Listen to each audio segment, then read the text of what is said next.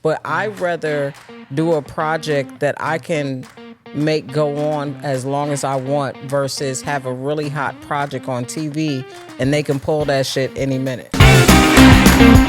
From the legendary Wayans family dynasty comes a comedic powerhouse who's blazing her own trail. You've seen her on Dance Flick, her Netflix comedy special, and stages across the globe. Life gets too much sometimes. I've had moments of not wanting to be here. She's the queen of keeping it real. This week, on Coming in Hot with Columbus Short. This love fest here. I don't even know these lesbians. It's the hilarious and unstoppable Chaunté Wayans.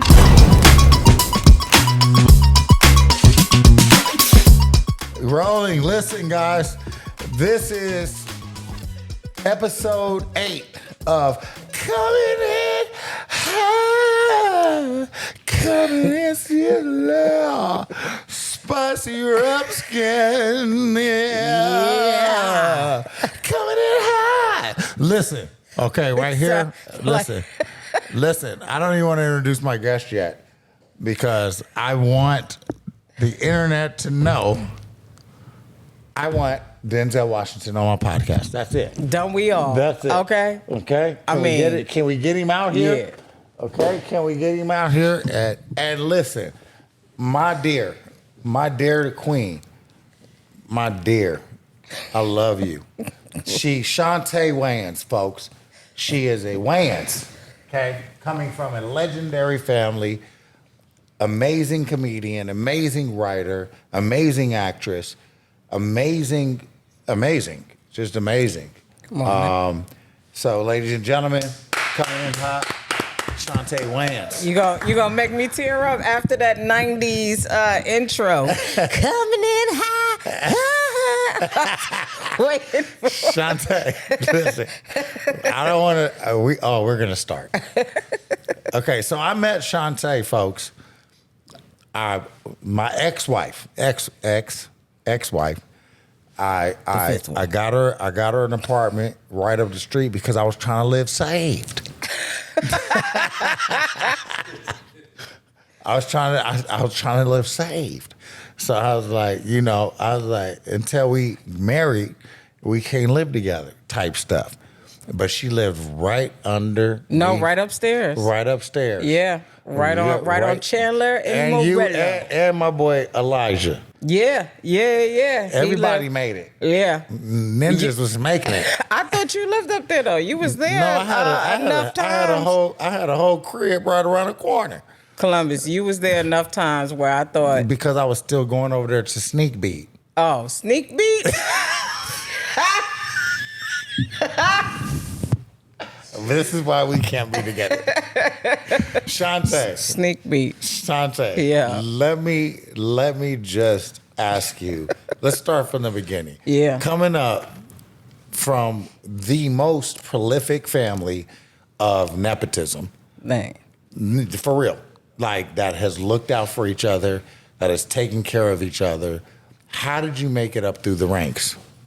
Well, funny enough, I never wanted to be a part of the business growing up. I was into technology, and I just knew, I was going to go. I went to college for a semester for computer science, and really, yeah, I wish I would have went. I got accepted to Hampton, Seton Hall, and Rutgers. I mean, Rutgers I didn't get accepted to, but those are the 3 I applied to. I wish I would have went to Hampton. I went to Seton Hall, which was literally in my neighborhood. And I was so bored that I didn't want to go to college anymore. This is when my uncles was, before they had kids, they was paying $26,000 a semester. Really? So it just made no sense to me. Wow. I wound up moving to LA, and that's kind of where I found the business. I was able to take technology and go into the editing room, and then I found stand-up, and that just led my path. Okay, tell me that journey real quick. Because I'm super Orca United Society is a tech company, and I found tech late. Yeah. How did you do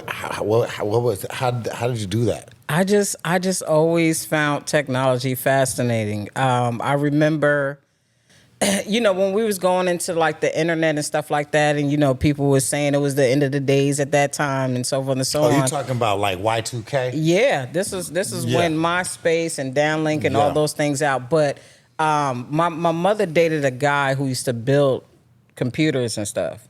And I just always thought stuff like that was dope. And so my interest went into that. I learned very quickly when it comes to technology, even if it's something I don't know, but I understand the language. And like coding? Yeah, I'm not like a coder, but I get it. I get it. And if somebody explains, like I've researched and done things like that, but I'm That's talking about yeah. All right. So what did you gravitate to make your stand-up make sense? Because let me say something that I remember the first time I ever got on stage. You, Little Damon Senior, Keenan, Craig, y'all was all at the back of the haha. Mm-hmm. You know what I'm saying? And like I was my first time on stage, and I was like I wasn't expecting all of y'all to be back there. Yeah. You know what I'm saying? Those are the good old times, man. When Legend still came out. Yeah, and I'm like, man, now I gotta do it. I gotta do it. And what was amazing about that was that from there, I remember leaving out of the haha, and Damon Senior, he came running outside, and he was like, hey, what's your name again? And I was like, Columbus. He said, hey, I'm doing this show called The Underground. Mm-hmm. And I was like, oh, he said, can you be at rehearsal tomorrow? And I was like, God dang right. Yeah. Right? So from there, it just inspired me in a way that your family inspired me in a way that is unforgettable, unmatchable. What about you? How did you say, all right, here we go. I'm about to get on stage now. Well, first of all, let's go back. So you my girl, right? Yeah. So we're gonna keep it real. Yeah. So you used to be a heavy drinker. Yeah. Still in when I pick up. Okay. What? It's a pick up and a put down. Yeah, well, it's been in and out of my life. Definitely didn't start off as a heavy drinker, and I actually started drinking later in my life, more so when I moved out here.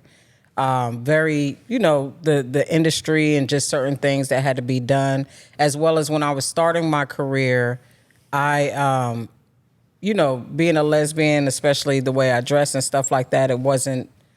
It was taboo. You really couldn't be out there. But you a fine lesbian. You know what about fine but I lesbian? Still wasn't smashed. You could be a lesbian. You could be a stud. But if you fine and a stud, but they don't want. Get fucked. I'm gonna tell you right now. We could somebody curse. will beat them cheeks. Listen, I know. And had I allowed it to go down, I'd probably be way further in my career. You know what I mean? But listen, I've had I'm sorry, Mom. Don't watch this. No, episode. Mom. I've had some stories of celebrities that tried to hit that because when I first moved out here, like when we was doing Scary Movie, I tried to do the girl thing. I wore a Frankie B catsuit to Scary Movie 2 premiere, and I almost got smashed by Cole. I know I'm saying it. Carl, what's his name? You talk about Cole my from name. You talk about Carl Payne. Carl Payne. There's certain people I don't want to mention because they in relationships now. But I've had a lot of people try to hit. I remember one time. Tell me who tried to hit? I don't want to put the business tell me out. Who tried to hit? No, there was. Who tried to hit? Listen, man, there was a lot of. Chaunté, tell me right now. I remember Busta Rhymes. No. Spliff. Spliff. We was at the BET Awards. That nigga saw me backstage, and it just listen. I love men. I don't hate men. I love y'all. And if I get like 95 years old, I probably could be with a dude because I don't have to have sex. What if Busta Rhymes tried to hit? It was not going to happen. Silly with it the was mind not. getting Nah. I heard Busta had like 15 girls that he controlled. And I was like, That just wasn't my life. You know what I mean? But listen, I'm gonna tell you like this, ma. Because I had some I'm gonna tell you amazing like celebrity I'm gonna women tell as you well. I'm gonna tell you like this, ma. Take off the blazer, take off the brim, take off the jeans. There's titties under there. There's titties under there. Triple D, double D's. There's titties 30, under there. There's a booty. There's a double booty Ds. under there. Now the booty I don't have. If I did, I'd probably be a hoe. I'd probably be in these streets wearing Daisy Duke shorts for sure.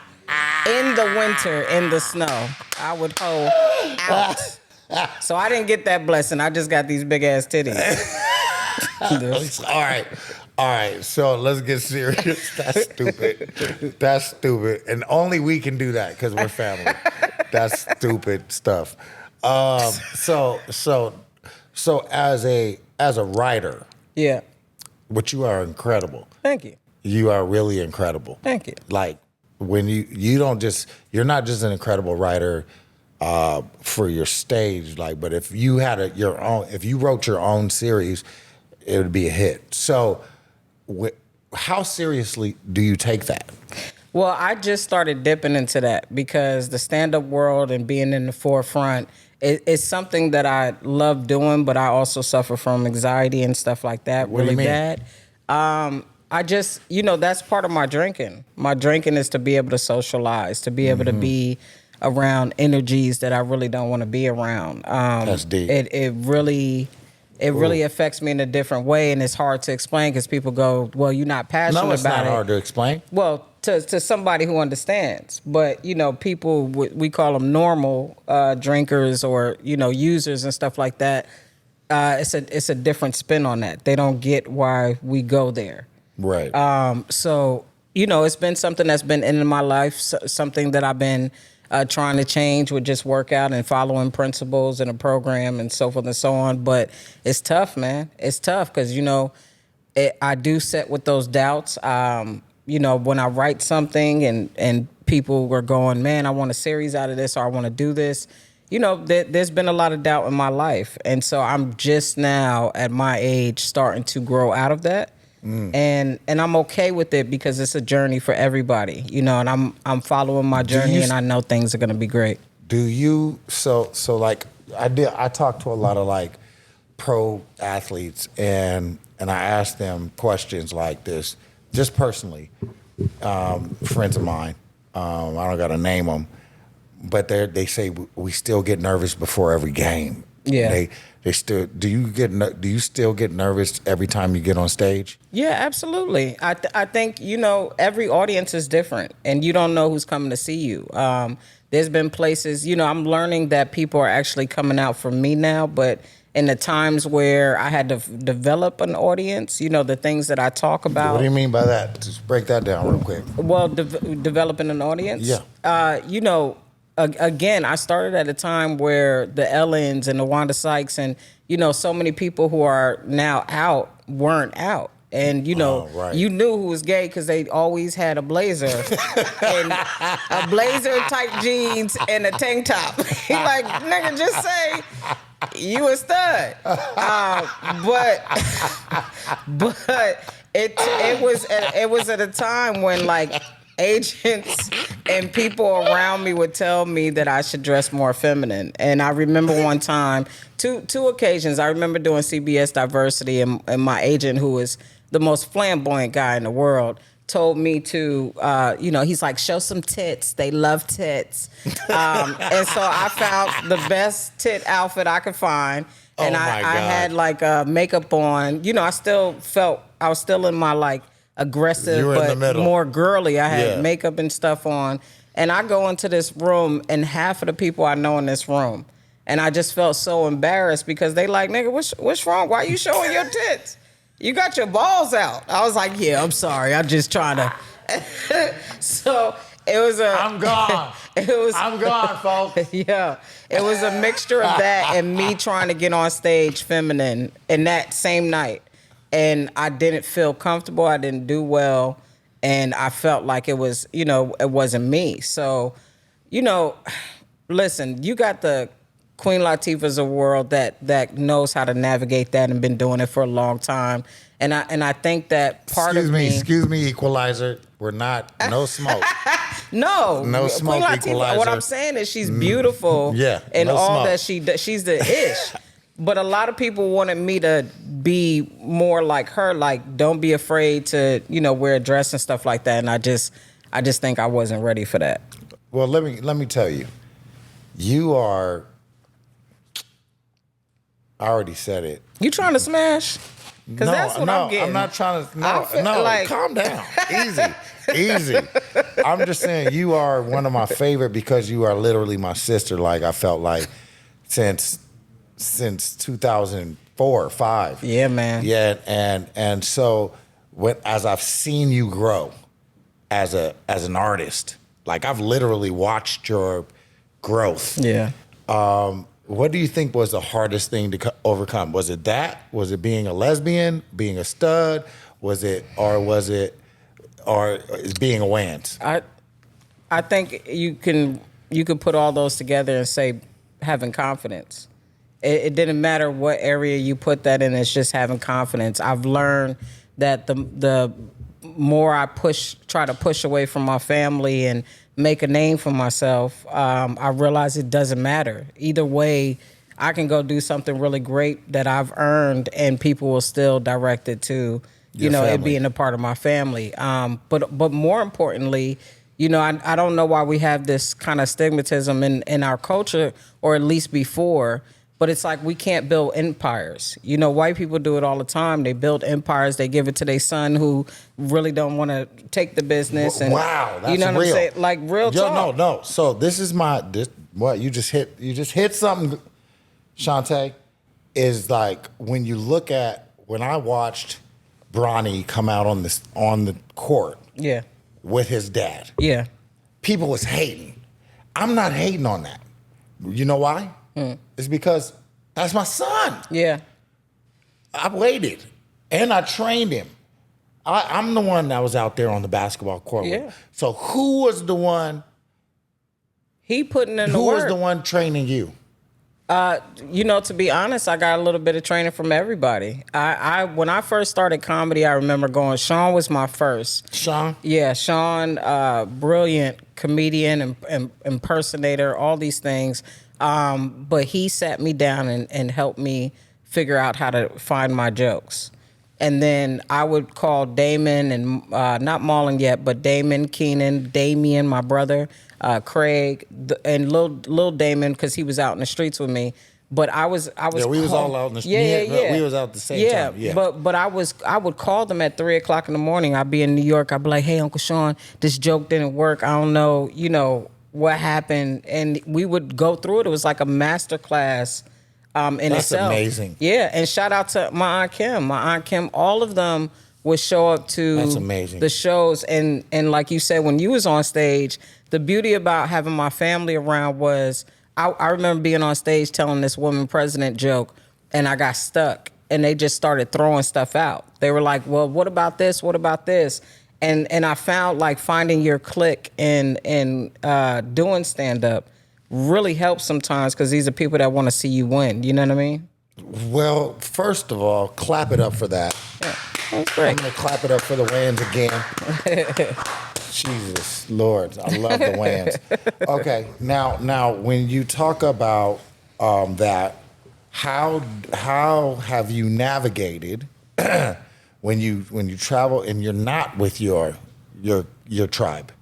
And you're not with your tribe, and you're now stepping out. What I've seen from you is what I've loved from you is that your bravery, your bravery of saying, "Hey, I'm an alcoholic. This is what I boom, boom, boom, boom," or I'm this, or I'm that. Whatever you are, you just stand up and you stand on it, and then you make it funny. Yeah, like how do you do that? Well, I feel very fortunate in my life to not to still be here on this earth, to still be able to experience whatever this is that we're experiencing. Human experiences. The human experience. And I feel very fortunate because I've seen so many people pass away with, without their knowledge of what was in things and so forth and so on. Shout out to my our boy Fuquan. Yeah, Fuquan Johnson. But stop right there. Guys, I want to say this right now. My boy, our boy, you know what I mean? Y'all want to mess around with drugs? Go ahead if you want to. That's on you. But 1 little inch of fentanyl will take you out of the game, take you on out of earth. And that hurt. Yeah. Fuqua hurt. 3 people passed away that day. Yes, they did. Yeah. One made it to tell the tale. Yeah, tell the tale. That's you know what we what I'm call saying? it. That hurt. Yeah. Tell the tale. Do you know what I'm saying? But you know what I'm saying? With our tight knit community of growing up in just excellent talent. I mean, unbelievable talent. You can't even write down how talented the people we know are. Yeah. How do you stand strong up in the middle? I just started to learn that I'm me. I have a story to tell. You know what I mean? I have my own ideas of my own perspective of life and things, and I again, like speaking on alcoholism or anxiety or mental health issues, there's always people in the audience that are either struggling with that or know somebody who's struggling in that, whether it be a relative, a friend, or whatever. Or sometimes they might not even know anybody, but they've seen it. You know what I mean? So it just brings a different perspective to the world. But I move with emotion. I move to try to change something. And that, as long as it's one person in the audience, I'm trying to change the fear and the fact that life gets too much sometimes. Because I've had moments of not wanting to be here and allowing myself to live life and get through whatever darkness I was in. I'm so excited that I'm still here. I'm so happy that I still get to learn, even with my mistakes and my fuck ups and, drinking on the job, like I've had it all. And the blessings that still keep coming to me are just, it's amazing. Bro, not too long ago, I was out on the road doing some dumb shit, and I real talk. And the mic fell off. Yeah, my bad. And my bad. Hello, check it. I was doing some dumb shit before, and I know we can't mention this show right now for promos and stuff, but I got to call out the blue to do punch-up writing. And I've done it on other things, but it wasn't like official. And for me, that was just another sign, because I've been trying to figure out how to move and get behind the scenes and figure out that craft, because it's something that I've been wanting to learn and grow in for so long. Well, that's like with Craig. Like with Craig, Craig is my guy. Yeah. Craig is my boy. Craig. And I was like, oh, so when you came into the situation we're in now, and I was like, oh, she's on her young Craig right now. Yeah. Because the next chapter for you, I feel like, is going to be, show running. You're going to be a writer. You're going to be all that. But let's go into the personal. We doing independent. I love doing some independent-ish. Me too. I love it too. So let's go into this. As a lesbian woman, do you ever want to have kids? I do, but that's why I got a wife. Okay. She got a younger vagine. You know what I mean? She got the pureness. How do y'all work that out? Oh man, they making robots have babies now. We gonna get us a little Tesla bot, and take this DNA. Let me tell you what's so dope about being a part of LGBT or just IVF in general. You can literally create a perfect baby. I could go take that alcoholism disease out of them. Give them these color eyes. I want them to be this height, because that's how high I want it to be. You can literally do that stuff. But you can really create your ideal baby. Honestly, I wanted to. I wanted my wife to carry, and I like to take care of. Yeah, you do. I don't like pain. I don't like the struggle of that. So I'll go get her pickles and ice cream and go to work while she does all that. That's Yeah. But we might do fostering. That's amazing. Yeah. And that's amazing. So as being a part of a legacy, and legacy is important to me. You know, I'm the first one to start it, my legacy. I didn't have a family like yours to come underneath, to create. As being a part of a legacy, how do you see your position in the Wayans legacy carrying it on? Who? You didn't know that was coming. No, I didn't know that was coming. I mean, I think just, you know, one thing my family brought out is just risk and comedy and truth. But not, I just love the fact that they weren't afraid to take risk. And I think for me, those are the things that I want to present. I want to keep it going with, again, telling my story, and this new world we're living in. Because they're, you know, they are older and they still get a lot of things, but we're living in a whole different world now, and especially where we're going. So there's new stories to tell, new journeys, and new success. Would you ever consider not only being a writer, which you are, being on stage, but actually being in front? I've never seen you on the screen. Yeah, I've been blessed to have small roles. I did do an independent film recently. It's called Advanced Chemistry, and it's on Amazon and stuff. But I did that. I just shot a short film. So I'm getting my way in, but again, with building confidence. What you mean getting your way in? Well, I'm saying, like, I still think I'm about to start taking acting classes and really start getting into it. You about to start training? Yeah, I want to really do it. I just, you know, right, again, Chanté. like, I have my moments where. I think America would love you. Oh, thank you. Because I love you, and Thank you you. are. I think you speak to an audience that is unheard or unseen in a Hollywood look because you're beautiful. Stop. I'm not trying to smash. I didn't say nothing. I'm not trying to smash, bro. sis. Stop. Knock it off already. Button my button up. But I think that seeing you on screen would be wonderful. Oh, thank you. That would be wonderful. Like Craig, I chopped it up with Craig about this a lot of times. I'm like, Craig, he's like, Craig has no interest in being on screen. He's so funny. We wrote a TV show for us. We literally, like, he has a whole pilot and a deck for a show that we were supposed to do. Y'all too? Yep. Bruh, y'all, that would be crazy. Yeah.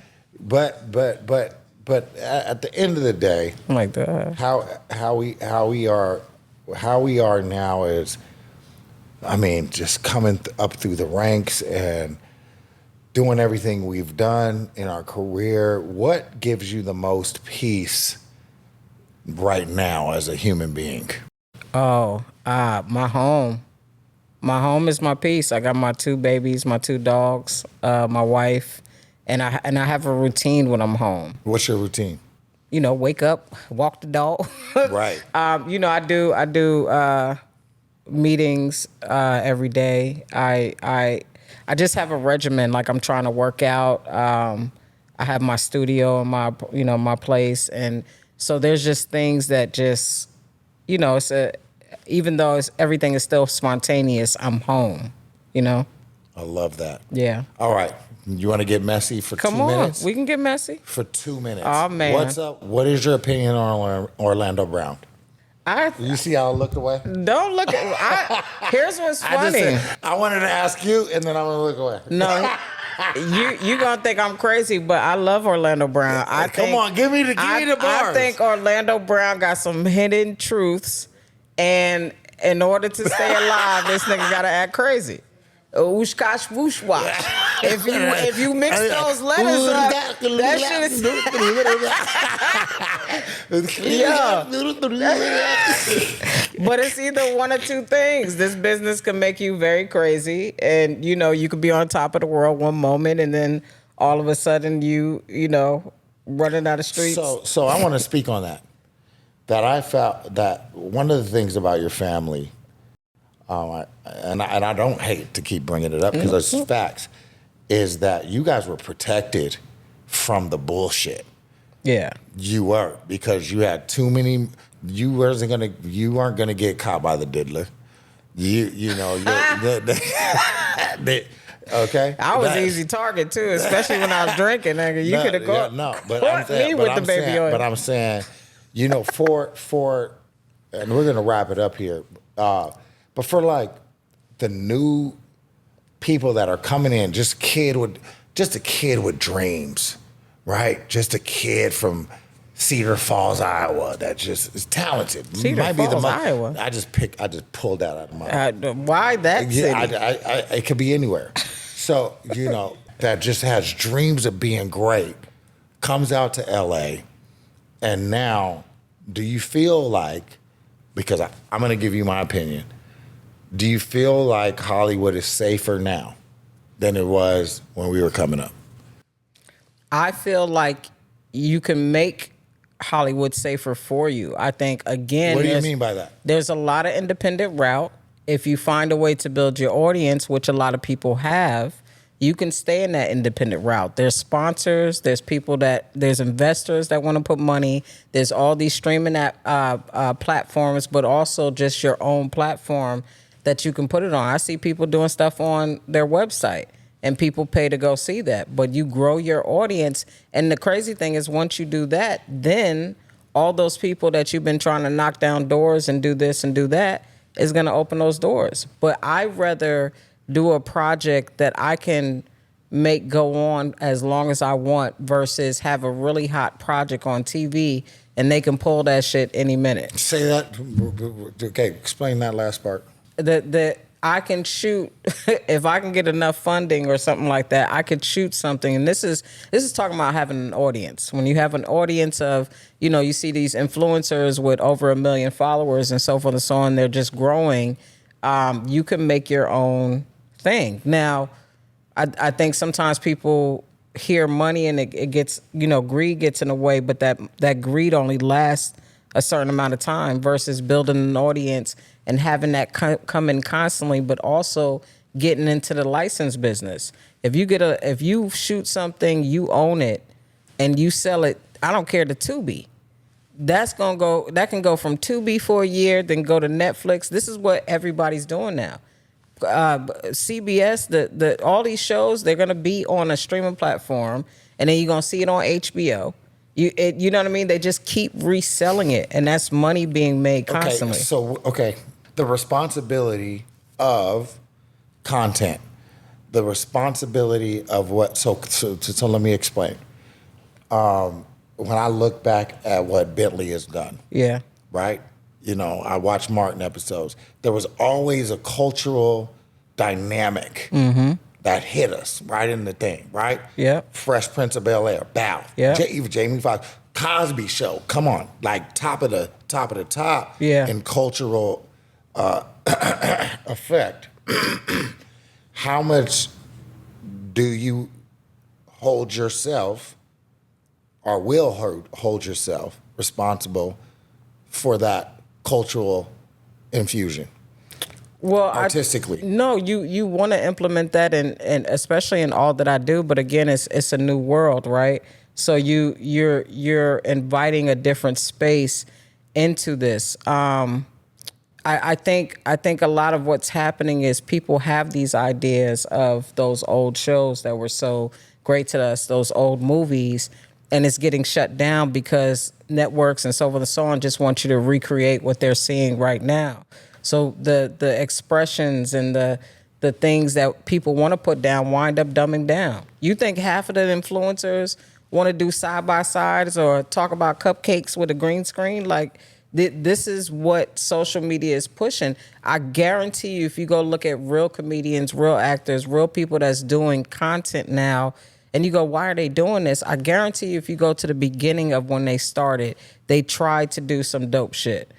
And then they realized the dude that's talking about the twerk contest he got 7 million followers.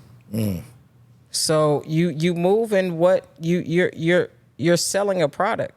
They don't want to. You could be the dopest actor right now. You need followers. As being an actor, what I've always carried in my heart was that I'm a propagator of an agenda, right? Whatever movie I'm doing, like whatever show I'm doing, I'm propagating an agenda that's either going to be accepted or not accepted, or being a cultural mover or not a cultural mover. Even you sitting on this couch right now is that. So as a writer, Chanté, moving forward, and we both got on dunks.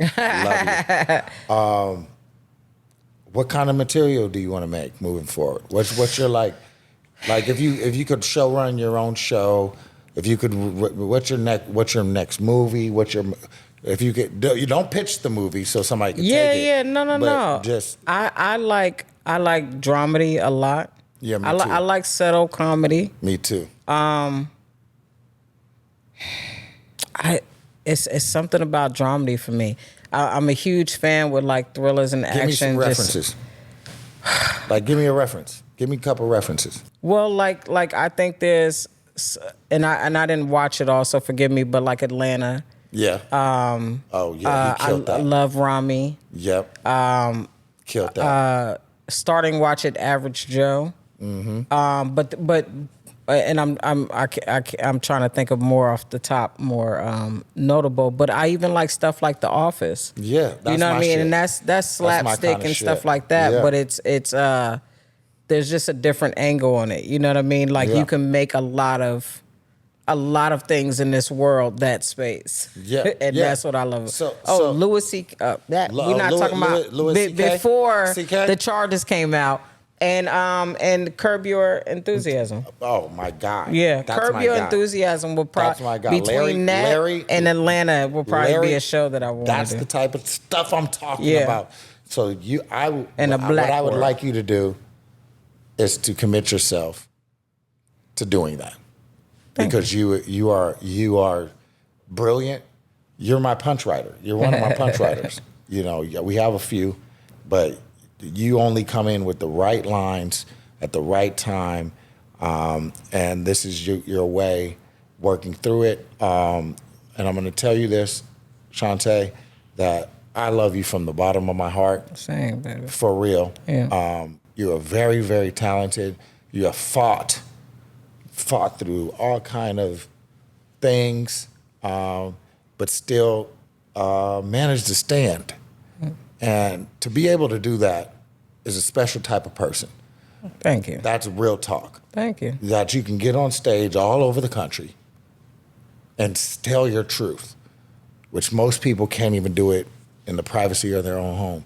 So I just want to say thank you for coming here today. Thank you. Love having you on this couch. Yeah. I love you, sis. I love you, bro. I'm so proud of you, man. This was amazing. Thank you. And same to you, man. I always think of you. You're always in my heart. And I love you. And I'm very, very proud of you, no matter what. That's my... Yeah. That's my... Final take on this episode of Coming In Hot. What in the world are these statue builders doing out here? I'm talking about statue builders. I don't know. I've never built no statue. But you know good and god dang well that don't look like no god dang Dwayne Wade, bruh. Stop playing with us, bruh. Who is that man?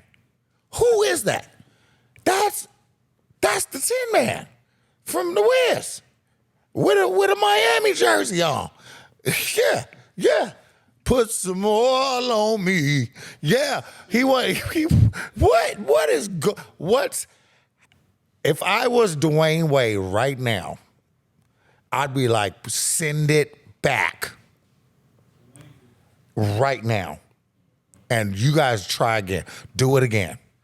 Yep. I don't care. Y'all took all the time to make it look like some look at that guy. That guy looks, oh my gosh, guys. Coming in hot. That's nuts. Sorry, Dwayne. From me to you, from the Co-Create Studios Orca United Society. We want to send out a formal apology because that is